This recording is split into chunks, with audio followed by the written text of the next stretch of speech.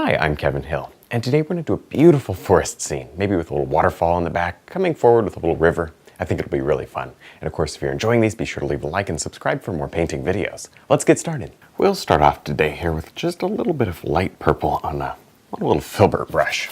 And as you can see, I've spent about 5 minutes or so doing some sketching, just because this is a kind of a complicated painting. At least I feel like it is for me. And really, this is going to be like a waterfall here, some shrubs and rocks and river and cliffs and oh boy, lots of stuff. And each piece kind of has to fit in the right spot in order to get the effect that I was going for. So that's why all the sketching. But don't worry if you can't really envision it, because I can't either. It looks like just a big mess, but we'll sort it out later and figure it out and make it a little nicer. There, we're not stuck to our sketch. We can kind of play around with it as we go. There. For now, just a soft little purple-gray background. Not too much this purple, maybe a little black in here. There. Lots of bold brush strokes in here. Good. Next, I'm just going to drag down a nice soft brown color here that's lighter than the background in order to create some trees. There. I'm going to do this pretty quick. I don't want them all light, just a few. I'm being super loose because who cares? This is mostly going to be covered by some darker trees. And there they come. Good. Now I'm having them all stop down here, but don't worry, we're going to chop it off with some grass. The grass is going to come up like that. There we go. Just drop in a few. It doesn't take a whole lot. Just sort of plan out where you think you might want them. You can always sort of melt them back into the background if you change your mind later. Next, with a beautiful soft green color on our filbert brush, I am going to just sort of think, well, right up here, sort of think about where I want my grass. And I'll tell you what, it's not worth the time or effort to try to paint around these trees because they were so quickly put in. It'd probably take you 5 or 6 minutes extra just to cut in the trees, cut around the trees. So forget it. Just paint right over them. Go back and finish them, fix them later. Who cares? There you go. This is the easy way to paint. Don't make life any harder than it needs to be when you come to do this stuff here. Cool. Now, I'll tell you what, let's take this and adjust the color a little, maybe a little, let's go a little touch of blue. How pretty would that be? And what that does is it gives us a nice deep forest grass look. And I'm still being impressionistic with this.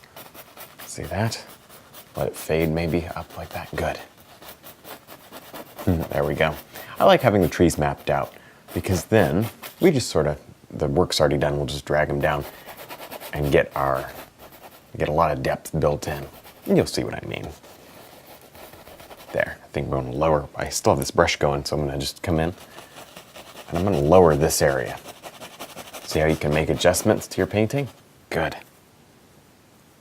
This is why I'm loose in the beginning, because I'm always kind of tweaking things around. I know we're going to have a lot of stuff over this anyways. Good enough. Back to my other brush, and let's get a little bright spot in here. And the light's going to be filtering through these trees, and right about here. There you go. Yikes, a really bright spot. Or two. All right, now I've changed to our little detail round brush here, and I'm just dropping in these beautiful little leaves. And watch, it's just a little bit of white and blue. And I spin the brush so it comes out to a beautiful point. And then I simply just dot it right on. There. Nice. And maybe right over here. Maybe this tree gets some. So what this is, maybe it's just like, well, whatever these trees are, they have light colored leaves and they're getting backlit. It's just really pretty. I don't know that it really matters what it is. It's just really pretty. And you know, if it's pretty, then it's kind of worth doing. It doesn't really, we don't have to explain everything. There. I love it. I'm just going to do this over and over again until I get a decent amount of kind of backlit foliage in here. In fact, as you come away, I want you to go darker, almost like the shade of this background. See, some of these trees can have these darker colored leaves, and that will help to make it look more realistic. Throw some green in it so that these, you can tell these are really backlit and bright, and the rest are kind of just not so backlit and darker. Now we're going to go ahead and scrub in just some really nice background color. Well, as really nice as background color gets. I mean, it's just a little bit of yellow brown. So we'll just sort of block in our little stream here. And obviously you want to block a stream this shallow in with browns and golds and all that, because you're seeing the sand and the rocks underneath. A little bit of red goes a long way too. There. That red really is amazing in the foreground. It helps to bring you closer.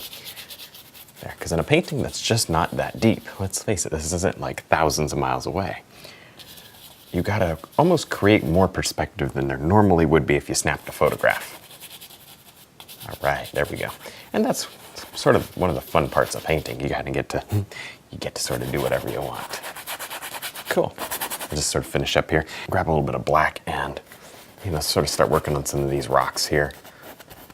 I mean, we're gonna do so much detail on top of these, so I'm just very quickly getting these in.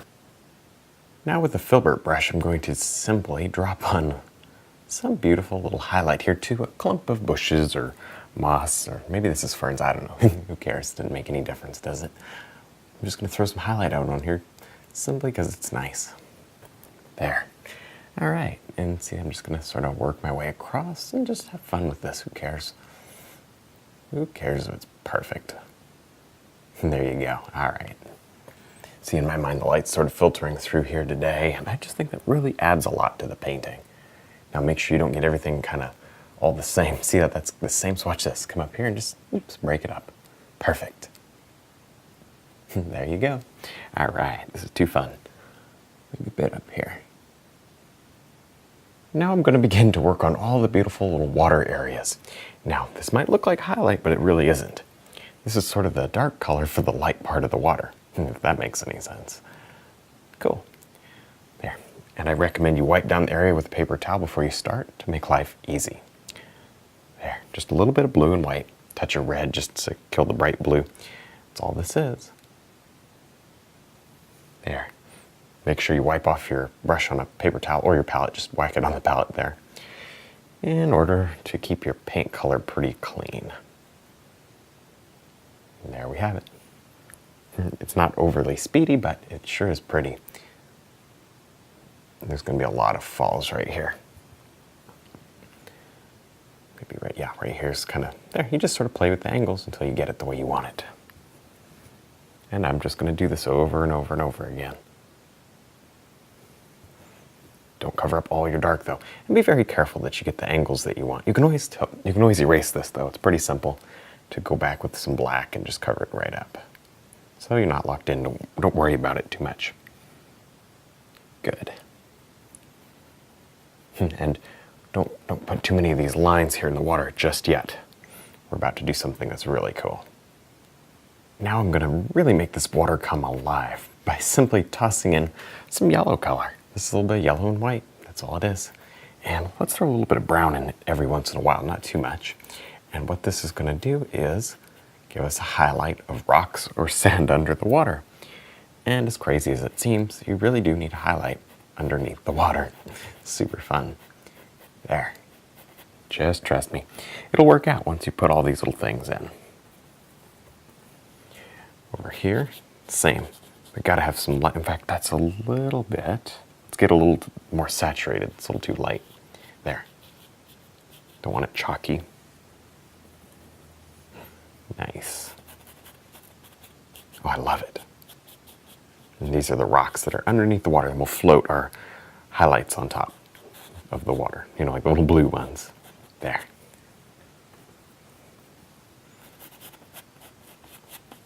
This helps to make the water look just a bit more transparent. I've decided to take a quick break from the water, since we've been painting on the water for a few minutes, and I jumped up here, grabbed a little color and smushed it around. That creates some bushes, and gives us somewhere for this little river to come out of. Now obviously this still looks incomplete, and it needs to be darkened just a little with the rocks around it.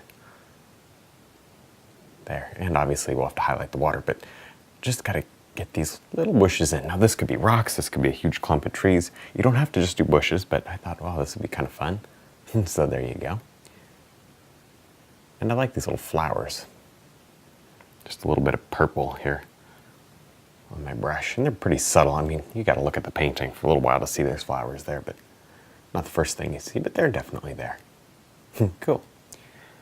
All right, maybe over here we want some. Sure, you can throw the flowers down and then figure out a bush to connect it to later. Now I'm going to go ahead and just drop on some beautiful, beautiful highlights here to the water. And I'm repeating a very similar step that we did with the blue here. This is just a little bit of white. Very simple. It's not pure white. I did throw just a touch of the yellow into it, just to knock down the pureness of it. Because most of the time pure white is not great, although it would mix with the brown and everything pretty quick. But I'm trying to keep this as pure as possible. Very bright. Okay, there we go. I like it. Now I'm just going to drop in very quickly right here a little bit of highlight to our cliff. I don't want a whole lot, just a bit. There we go. All right. That's pretty good. Didn't take much. Over here, maybe see, I've sort of thought about where I might want some rocks down here. I'm going to quickly just smudge in some color. No big deal. Okay, filbert brush, green. And I'm simply going to block in some green now. I see it actually has a lot of green, so we can use that as a base tone. Actually, I'll just jump right here to the highlight. So it's nice to underpaint with a lot of loose color. So we can just highlight with, very carefully, with a little bit of yellow and green. Good enough. Maybe we got to do something over here. Watch this. Got to show you this. Take a little bit of our gray, and I'm going to pull down here to create just a little extra something. You know, you don't want it to just be like a black hole. You got to stick something in it.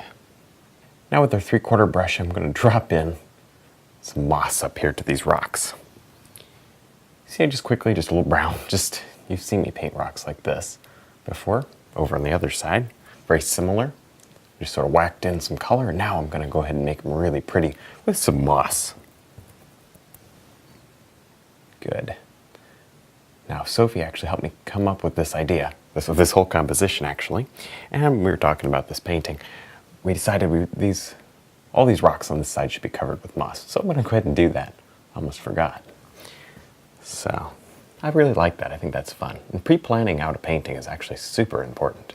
You probably heard me say it before, but one of the best things you can do is kind of figure out what you're doing before you get the brush in your hand. All right, well, I think we're done. I had a lot of fun. I hope you did too. Don't forget to check out my website, my DVDs, and also my brush line. And thanks for watching.